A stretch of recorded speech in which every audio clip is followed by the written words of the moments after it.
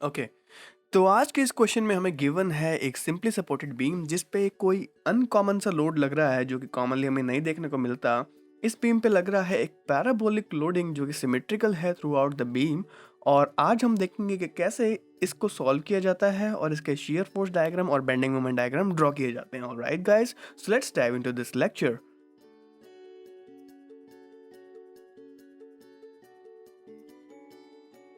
Alright guys, तो इस question में हमें गिवन है एक सिंपली सपोर्टेड बीम जिस पे पैराबोलिक लोडिंग लग रही है, कुछ इस तरह से लग रही है। इस पे ये जो लोडिंग है ये पैराबोलिक लोडिंग है, ये पूरी, ये सिर्फ एक आर्क नहीं है, ये पैराबोलिक लोडिंग लग रही है पूरी बीम पे। और ए बी जो है वो उसका स्पैन है सिंपली सपोर्टेड बीम का, जो कि है टोटल 4 मीटर्स का। और जो मैक्सिमम इंटेंसिटी है इस पैराबोलिक लोडिंग की वो लग रही है सेंटर पे, जो कि है 3 किलो न्यूटन पर मीटर। हमें इस बीम का बनाना है शियर फोर्स डायग्राम और बेंडिंग मोमेंट डायग्राम। इसमें एक और चीज़ है कि जो इसका कर्व है वो है के एक्स स्क्वायर, जो इस कर्व का कर्वेचर है वो है के एक्स स्क्वायर। तो अब देखते हैं इसका शियर फोर्स डायग्राम और बेंडिंग मोमेंट डायग्राम कैसे बनता है। लेकिन उसको बनाने से पहले हमने जितना अभी तक सारे क्वेश्चन किए हैं उनसे रिलेटेड कुछ इन्फॉर्मेशन अब यहाँ पे हम अप्लाई करेंगे। तो कुछ ऐसी चीज़ें हैं जो कि देख के ही पता चलनी चाहिए। फॉर एग्जाम्पल, अब ये जो बीम है ये सिमेट्रिकल बीम लग रही है, जो लोडिंग है इस पे सिमेट्रिकल है, मतलब लेफ्ट हैंड साइड पे भी उतनी है जितनी राइट हैंड साइड पे सिमेट्रिकल लग रही है। तो इसका मतलब जो रिएक्शन प्रोड्यूस होंगे इसमें वो भी सिमेट्रिकल होंगे। फॉर एग्जांपल, जितना भी टोटल लोड होगा वो हाफ हाफ डिवाइड हो जाएगा ए और बी पे। उसके बाद जो लोडिंग है वो ऐसा लग रहा है कि ऊपर से लग रही है और जो डिफ्लेक्शन प्रोड्यूस करेगी वो इस तरीके से करेगी, मतलब थोड़ा सा दबाएगी इनको बीम में। और उसको क्या कहते हैं हम, सैगिंग। और जब सैगिंग प्रोड्यूस होती है तो इसका मतलब जो मोमेंट होता है हमारा वो पॉजिटिव होता है। इसका मतलब जो डायग्राम आना चाहिए वो पॉजिटिव आना चाहिए। तीसरी बात, अब यहाँ पे जो कर्व है वो के एक्स स्क्वायर है, इसका मतलब ये पैराबोलिक कर्व है। तो जो इसका शेयर फोर्स डायग्राम का कर्व आना चाहिए वो 3 डिग्री का कर्व, वो 3 डिग्री का कर्व आना चाहिए। इसका मतलब वो क्यूबिक कर्व आना चाहिए। और जिसके बेंडिंग मोमेंट के डायग्राम का कर्व आना चाहिए वो 4 डिग्री का कर्व होना चाहिए। मतलब वहाँ पे कहीं ना कहीं एक ऐसी टर्म होगी जहाँ पे लेंथ की पावर 4 होगी। तो ये कुछ चीज़ें हैं जो हमने दिमाग में रख के चल रही हैं, क्योंकि ये पॉइंट्स जो हैं ये बिल्कुल करेक्ट हैं। अगर वैसे ऐसा नहीं होता इसका मतलब हम कहीं ना कहीं गलती कर रहे हैं अपने क्वेश्चन को सॉल्व करने में। तो स्टार्ट करते हैं इस क्वेश्चन को सॉल्व करना। तो सबसे पहली जो चीज़ है वो है टोटल लोड निकालना है इस बीम पे। वो क्या है, अब टोटल लोड जो होता है वो होता है area of the loading. Area of the loading कैसे निकालेंगे, वो होता है 2/3 into total length into maximum height. अब टोटल लेंथ कितनी है 4 और हाइट कितनी है 3 किलो न्यूटन पर मीटर। तो जो टोटल एरिया आएगा इसका वो इक्वल होगा टोटल लोड के। एरिया जो आएगा वो आएगा 3 से 3 cancel, 4 into 2 8 kilo Newton. Total load जो आ रहा है वो आ रहा है 8 किलो न्यूटन का। अब वो डिवाइड हो जाएगा ए और बी में। इट मीन्स जो रिएक्शन आर ए होगा वो आर बी के इक्वल होगा। जो टोटल रिएक्शन लगेगा दोनों पे वो कितना लगेगा 8/2 और 8/2, और 8/2 कितना होता है 4 kilo Newton. Reactions find out करने के बाद हमारा जो दूसरा स्टेप होता है वो होता है शियर फोर्स फाइंड आउट करना डिफरेंट डिफरेंट सेक्शन पे। अब अगर मैं कहीं पे एक्स सेक्शन कट करूं तो आर ए या आर बी तो मुझे पता है, लेकिन ये लोड नहीं पता जो बीम पे लग रहा है। तो उसकी वैल्यू मैं कैसे फाइंड आउट करूंगा। अगर मैं कोई एक ऐसी इक्वेशन बना लूं जिसमें सिर्फ मैं लेंथ की वैल्यू पुट करता चला जाऊं और मुझे वो शियर फोर्स देती जाए, तो मेरे ख्याल से मेरे लिए क्वेश्चन सॉल्व करना बहुत ही आसान हो जाएगा। तो उसके लिए हमें एक ये इक्वेशन गिवन है के एक्स स्क्वायर। आपने को पढ़ा होगा कि जो पैराबोला की इक्वेशन होती है वो होती है y इज इक्वल टू के एक्स स्क्वायर या अल्फा एक्स स्क्वायर। यहाँ पे k जो होता है कोई कांस्टेंट होता है, उसकी वैल्यू चेंज नहीं होती। और क्योंकि ये एक पैराबोलिक लोड है तो हमें यहाँ पे एक ओरिजिन चूज करना पड़ेगा। और उस ओरिजिन को अगर मैं चूज करूँ तो मैं चूज करता हूँ सी पॉइंट पे। अगर सी पॉइंट पे मैं ओरिजिन चूज करता हूँ तो ये होगी मेरी एक्स डायरेक्शन और ये होगी मेरी वाई डायरेक्शन। ठीक है, तो मतलब एक्स की वैल्यू जब 2 है, मतलब x की वैल्यू मैं सपोज करता हूँ कि किसी डिस्टेंस ओरिजिन से जो डिस्टेंस है ये है x, तो x डिस्टेंस पे, तो किसी x डिस्टेंस पे जो वैल्यू है वो 2 है। और जब डिस्टेंस की वैल्यू 2 है, जब x की वैल्यू 2 है, तो जो y की वैल्यू है, क्योंकि ये y एक्सिस है हमारी, तो मतलब जब यहाँ पे वैल्यू 2 है x डिस्टेंस की, तो जो y की वैल्यू है वो कितनी होगी 3 kilo newton. It means when x is equal to 2 then y is equal to 3। तो यहाँ पे अगर x की वैल्यू 2 पुट कर दूँ, y की वैल्यू 3 पुट कर दूँ, तो क्या आएगा 3 इज इक्वल टू के इंटू 2 का स्क्वायर। 2 का स्क्वायर कितना होता है 4, तो k की वैल्यू आ जाएगी 3/4। ये आ गई हमारी k की वैल्यू जो कि कांस्टेंट है। अब k तो है कांस्टेंट लेकिन y और x हैं वेरिएबल, तो वो वैल्यू तो चेंज नहीं होगी, लेकिन k की वैल्यू हमेशा कांस्टेंट रहेगी जो कि रहेगी 3/4। It means y is equal to 3/4 X square. ये आ गई हमारी इक्वेशन। ओके, तो अब जो नेक्स्ट स्टेप है हमारा, अब यहाँ पे तो वैल्यू आ गई इस y की इक्वेशन की, y is equal to 3/4x square. यहाँ पे हमें कांस्टेंट पता चल गया। इसके बाद मैं देखता हूँ कि जो लोड की इंटेंसिटी है C पे वो तो है 3 किलो न्यूटन पर मीटर, लेकिन अब मुझे यहाँ पे पता है कि 3 किलो न्यूटन पर मीटर है, A पे पता है कि 0 किलो न्यूटन पर मीटर है, B पे भी पता है, लेकिन उसके बीच में क्या रहेगी? अगर बीच में मेरे को पता होगी तभी तो मैं अलग अलग पोजिशन पे शियर फोर्स डायग्राम बना सकता हूँ। ठीक है, अब मुझे पता है कि ये मैंने डिस्टेंस लिया है x C से और ये डिस्टेंस होगा y फ्रॉम C। तो अगर मुझे किसी x सेक्शन पे उस लोड की इंटेंसिटी निकालनी हो, मतलब ये वैल्यू निकालनी हो, सपोज इस वैल्यू को नाम देता हूँ मैं wx, इस x डिस्टेंस पे लोड की इंटेंसिटी निकालनी हो तो ये मैं कैसे निकाल सकता हूँ? अब ये टोटल जो है वैल्यू, मैक्सिमम जो वैल्यू है वो 3 है और ये जो डिस्टेंस है y है, तो इसका मतलब 3 माइनस वाई, क्योंकि वाई तो वेरिएबल है और जैसे जैसे उसकी वैल्यू वेरी करेगी हमें लोड का पता चलता चला जाएगा। तो जो लोड की इंटेंसिटी है उसकी इक्वेशन मैं ऐसे बना सकता हूँ कि 3 kilo newton minus distance Y at distance X, तो जो टोटल लोड है डब्ल्यू एक्स, इसको मैं ऐसे लिख सकता हूँ 3 माइनस वाई। ये आ गई इसकी वैल्यू। लेकिन y की तो वैल्यू अभी हमने निकाली थी 3/4x स्क्वायर, जो कि हम अगर इसमें पुट कर दें तो क्या आएगा? wx will be equal to 3 minus 3/4x square. ठीक है, अब मैं आपको एक और चीज़ बताता हूँ। अब ये तो डिस्टेंस था x, सपोज कीजिए ये जो डिस्टेंस है ये है अल्फ़ा। अगर मैं इसको अल्फ़ा के टर्म्स में लिखूं, क्योंकि देखो x को सॉल्व करना मुश्किल है, हम हमेशा जो शेयर फोर्स लेते हैं वो लेफ्ट हैंड साइड वाली वैल्यूज़ को लेकर देखते हैं या राइट हैंड साइड वाली। अब बीच में से हमने x ले लिया तो कुछ ऐसी एक वैल्यू चाहिए हमको जो कि हमको सपोर्ट्स एंड डिस्टेंस दे, तो हमने उसको मान लिया कि वो है डिस्टेंस अल्फ़ा। अब अल्फ़ा की वैल्यू अगर मैं इस इक्वेशन में पुट कर दूँ तो सबसे पहले तो मैं देखता हूँ कि alpha plus X is equal to कितना होगा? 2 मीटर्स। अब यहाँ से अगर अल्फ़ा की वैल्यू निकालूँ तो क्या आ जाएगी? 2 माइनस एक्स, और अगर x की वैल्यू निकालूँ तो क्या आ जाएगी? 2 माइनस अल्फ़ा। इस x की वैल्यू मैं इसमें पुट कर दूँ तो क्या आएगी वैल्यू? wx की, wx will be equal to 3 minus 3/4 into 2 minus alpha का स्क्वायर। इस पूरी इक्वेशन को जब मैं सॉल्व करूँगा तो जो wx की वैल्यू आएगी वो आएगी 3/4 negative alpha square plus 4 alpha. ये आएगी इस wx की इक्वेशन। और ये wx क्या है? कोई भी लोड है किसी भी x डिस्टेंस पे, ठीक है, किसी भी x डिस्टेंस पे हमारे इस पैराबोला के ओरिजिन से, और या फिर कह सकते हैं अल्फा डिस्टेंस पे from the end supports. I hope आपको यहाँ तक समझ आ गया होगा। अगर आपको नहीं समझ आया तो आप एक बारी प्लीज़ इसको रिपीट करिए, एक बारी पीछे जाइए वीडियो में और इसको देखिए कि मैंने क्या बताने की कोशिश की है। आगे जो बढ़ रहे हैं तो मामला थोड़ा सा कॉम्प्लिकेटेड होने वाला है, तो अगर आपको अभी यहाँ तक नहीं समझ आया एक बारी प्लीज़ वीडियो में पीछे जाके एक बार इसको देख लीजिए कि मैंने क्या बताने की कोशिश की है।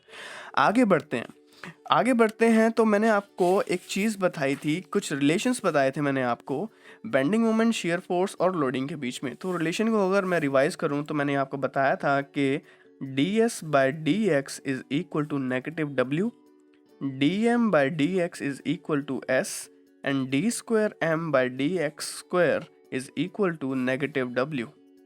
ये 3 रिलेशन मैंने आपको बताए थे अभी पिछली कुछ वीडियोस में कि ये रिलेशन बहुत इंपॉर्टेंट हैं हमारे शेयर फोर्स बेंडिंग मोमेंट को फाइंड आउट करने के लिए, और उन्हीं का ही हम यहाँ पे यूज़ करने वाले हैं। अब देखिए हमने wx की वैल्यू निकाली थी 3/4 negative alpha square plus 4 alpha.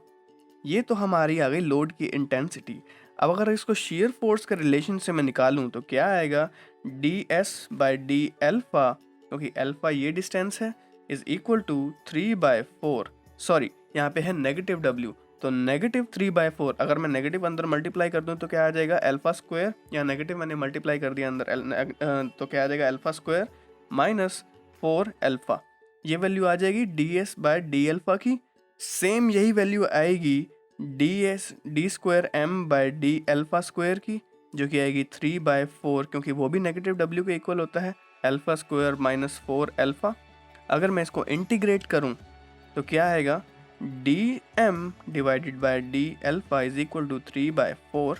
Alpha square को इंटीग्रेट करेंगे तो अल्फ़ा का क्यूब हो जाएगा, नीचे आ जाएगा 3 माइनस 4 इंटू यहाँ पे अल्फ़ा का स्क्वायर हो जाएगा, डिवाइड में हो जाएगा 2 in plus into divide by 2 plus C1 जो कि हमको मिलेगा एक कांस्टेंट है, 2 से 2 कैंसिल करेंगे तो बन जाएगा 2 अल्फा स्क्वायर, राइट।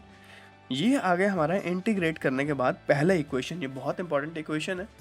उसके बाद अगर इसको फिर से इंटीग्रेट करेंगे तो क्या आ जाएगा, m will be equal to 3/4 alpha का क्यूब करेंगे, इसका इंटीग्रेशन करेंगे तो क्या आएगा, अल्फा का रेज़ टू द पावर 4, नीचे 4 इंटू 3 कितना हो जाएगा 12, माइनस इधर आ जाएगा 2 इंटू ऊपर वो अल्फा का क्या हो जाएगा, स्क्वायर का क्यूब हो जाएगा, alpha cube divided by 3 plus C1 into alpha, क्योंकि अल्फा के रिस्पेक्ट में हम इसको इंटीग्रेट कर रहे हैं, प्लस C2।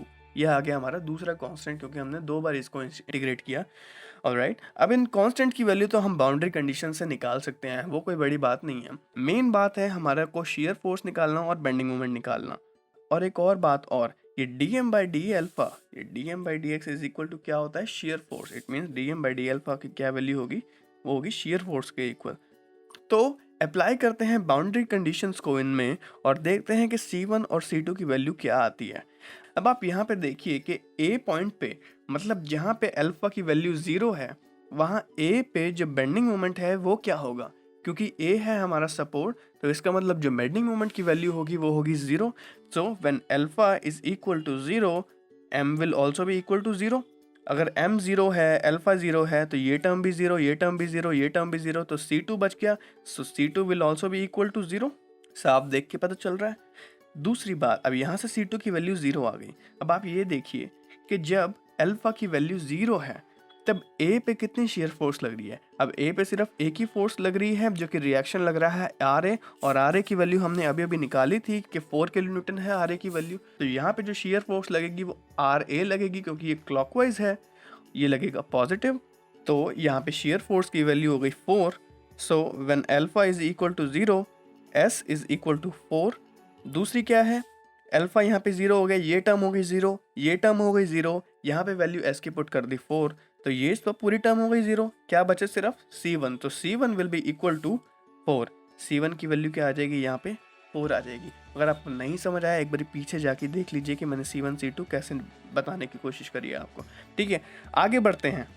ओके, तो C1 C2 हमने निकाल लिए। शेयर फोर्स की हमारी इक्वेशन थी ये 3/4 alpha cube by 3 into 2 alpha square plus C1। C1 की वैल्यू हमने निकाल ली, कांस्टेंट की वैल्यू क्या थी 4। M जो कि हमारा था बेंडिंग मोमेंट, उसकी इक्वेशन थी ये। C1 निकाल लिया हमने, C2 निकाल लिया जिसकी वैल्यू आई है 0। अगर इन दोनों की वैल्यू पुट कर दें तो हमारे पास सिर्फ क्या बचता है, अल्फा, जो कि हमें बताएगा कि जैसे जैसे हम लेंथ को आगे बढ़ाते जाएंगे हमारी शेयर फोर्स की वैल्यू क्या आने वाली है और बेंडिंग मोमेंट की वैल्यू क्या आने वाली है। तो इन दोनों इक्वेशन को निकालने के लिए ये सारा प्रोसीजर करना बहुत ज़रूरी था कि इस डिस्टेंस पे लोडिंग की इंटेंसिटी क्या होगी, और भी बहुत सारी चीज़ें जो हमने अभी थोड़ी देर पहले करी वो सिर्फ इन दोनों इक्वेशंस के लिए करी थी। अब ये दोनों इक्वेशन हमने निकाल ली हैं, तो देखते हैं कि शेयर फोर्स और बेंडिंग मोमेंट क्या क्या आते हैं। बेसिकली 3 पॉइंट्स हैं, एक है पॉइंट A, C और B। इन A और B पे तो हमें पता है कि जो मोमेंट है वो दोनों 0 होगा, और A और B पे ये भी पता है कि जो शेयर फोर्स का मैग्नीट्यूड आया, क्योंकि रिएक्शन RA और RB जो है वो 4 किलो न्यूटन, तो जो शेयर फोर्स का मैग्नीट्यूड है वो 4 है, इतना भी हमें पता है। बस मेनली ये देखना कि C पे अब क्या रहेगा।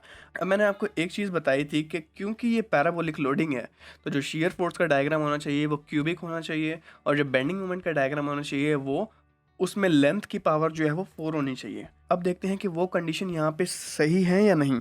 तो यहाँ पे जब हमने शेयर फोर्स देखा तो उसमें एक ऐसी टर्म आ रही है जिसमें अल्फा का क्यूब हो रहा है, और अल्फा हमारी लेंथ फ्रॉम द सपोर्ट, तो मतलब इसका जो कर्व होगा वो क्यूबिक लॉ फॉलो करेगा। सिमिलरली हमारे बेंडिंग मोमेंट में एक ऐसी टर्म आ रही है जिसमें लेंथ की पावर है 4, इसका मतलब जो हमारा बेंडिंग मोमेंट का डायग्राम होगा वो 4 डिग्री की पावर वाला कर्व फॉलो करेगा। तो ये भी हमारी जो एजम्पशंस थी वो बिल्कुल सही निकली। उसके बाद अब देखते हैं कि शेयर फोर्स और बेंडिंग मोमेंट क्या आने वाले हैं। तो C1 और C2 की वैल्यू अगर मैं पुट कर दूँ तो जो शेयर फोर्स आएगी वो आएगी alpha cube by 4 minus 3/2 alpha square plus 4, ये आएगी शेयर फोर्स की इक्वेशन। और जो बेंडिंग मोमेंट की इक्वेशन आएगी वो आएगी alpha 4 divided by 16 minus alpha cube divided by 2 plus 4 alpha, ये आएगी बेंडिंग मोमेंट की इक्वेशन C1 और C2 की वैल्यूज पुट करने के बाद। तो मेनली अब हमने क्या निकालना है, देखो A पे वैल्यू क्या रहेगी शेयर फोर्स की। अब यहाँ पे मैं साथ साथ निकालता चला जाता हूँ। When alpha is equal to 0, यहाँ पे अगर मैं अल्फा की वैल्यू 0 पुट कर दूँ यहाँ पे अल्फ़ा अगर 0 पुट कर दूँ तो क्या बचेगा, सिर्फ ये टर्म 0 हो जाएगी, ये भी टर्म 0 हो जाएगी, सिर्फ क्या बचेगा 4। तो s की वैल्यू कितनी आ रही है 4। When alpha is equal to l/2, l/2 कितना होगा यहाँ पे 2 मीटर्स, टोटल लेंथ है 4, l/2 कितना हो जाएगा 4/2, it means 2 metres. When alpha is equal to 2, तो जो शेयर फोर्स की वैल्यू आएगी वो आएगी यहाँ पे 2 का क्यूब कीजिए तो क्या आएगा 8/4, ये हो जाएगा 2 माइनस इधर 2 का स्क्वायर कीजिए, 2 से 2 कैंसिल, 3 2 6, तो 2 + 4 कितना हो जाएगा 6, 6 - 6 विल बी इक्वल टू 0। तो यहाँ पे जो शेयर फोर्स की वैल्यू आ रही है वो आ रही है 0। सिमिलरली अगर यहाँ पे अल्फ़ा की वैल्यू अगर मैं 4 पुट करूँ, मतलब L पुट करूँ, तो क्या आएगा, यहाँ पे मैं 4 पुट करूँगा तो वैल्यू हो जाएगी, 4 का क्यूब करूँगा तो 64 आ जाएगा, 64 divide by 4 is equal to 16, 16 - 3/2 into 16 करूँगा तो आ जाएगा 24, तो 16 + 4 हो जाएगा 20, 20 - 24 इज इक्वल टू -4। तो यहाँ पे शेयर फोर्स की वैल्यू आ गई -4। तो मैग्नीट्यूड सेम है, 4 और 4 है, बस डायरेक्शन का फ़र्क है, एक होगी अपवर्ड डायरेक्शन में, एक होगी डाउनवर्ड डायरेक्शन में। थर्ड देखते हैं हम, उसके बाद देखते हैं अपना बेंडिंग मोमेंट। बेंडिंग मोमेंट की वैल्यू देखते हैं, तो when alpha is equal to 0, so when alpha is equal to 0, तो जो मोमेंट की वैल्यू होगी ये भी टर्म 0 होगी, ये भी टर्म 0 होगी, ये भी टर्म 0 होगी, तो मोमेंट जो आ जाएगा वो हो जाएगा 0। उसके बाद देखते हैं when alpha is equal to 2, जब अल्फ़ा की वैल्यू 2 है, तो अगर मैं इसमें अल्फ़ा की वैल्यू 2 पुट करूँ तो क्या आ जाएगा, 2 2 4 2 8 16, 16/16 क्या आ जाएगा 1, माइनस 2 4 2 8, 8 डिवाइड बाई 2 कितना हो जाएगा 4, प्लस 4 2 8, तो 8 + 1 9, 9 - 4 कितना हो जाएगा 5। यहाँ बेंडिंग मोमेंट की वैल्यू हो जाएगी 5। इसके बाद जब मैं अल्फ़ा की वैल्यू 4 पुट करूँगा, when alpha is equal to 4, bending moment हमें ऑलरेडी पता है कि 0 होगा, बाकी आप सॉल्व करके भी देख सकते हो, जो बेंडिंग मोमेंट की वैल्यू है वो 0 ही आने वाली है। तो अगर इसका मैं शेयर फोर्स डायग्राम और बेंडिंग मोमेंट डायग्राम बनाऊँ तो वो कुछ इस तरीके से आएगा। यहाँ पे जब अल्फ़ा की वैल्यू 0 है तो मैक्सिमम 4 है, फिर बीच में 0 हो गया जब अल्फ़ा की वैल्यू l/2 थी, मतलब 2 मीटर थी। उसके बाद यहाँ पे जब अल्फ़ा की वैल्यू 4 हो गई तो यहाँ पे शेयर फोर्स की वैल्यू -4 हो गई थी। तो मैग्नीट्यूड सेम है, डायरेक्शन सेम है। ये हमारा क्योंकि बेंडिंग मोमेंट, क्योंकि हमारा लोडिंग डायग्राम जो है वो सिमेट्रिकल है, तो हमारा शेयर फोर्स डायग्राम जो है वो स्क्यू सिमेट्रिकल है, और जो हमारा बेंडिंग मोमेंट डायग्राम है वो भी सिमेट्रिकल है। और मैंने आपको बताया था कि ये 2 डिग्री का कर्व है तो ये 3 डिग्री का कर्व होगा। सिमिलरली जो बेंडिंग मोमेंट डायग्राम का कर्व होगा वो 4 डिग्री का कर्व होगा। तो ये था हमारा क्वेश्चन जिसमें हमने सॉल्व किया एक पैराबोलिक लोडिंग को, और आपको शायद कुछ नॉलेज मिली होगी कि पैराबोलिक लोडिंग को किस तरह से सॉल्व किया जाता है। इसी तरीके से मैं नेक्स्ट लेक्चर में भी आपको कुछ ऐसे अनकॉमन डायग्राम्स के बारे में बताऊंगा कि किस तरीके से उनको सॉल्व किया जाता है, कैसे उनके शेयर फोर्स और बेंडिंग मोमेंट डायग्राम बनाए जाते हैं।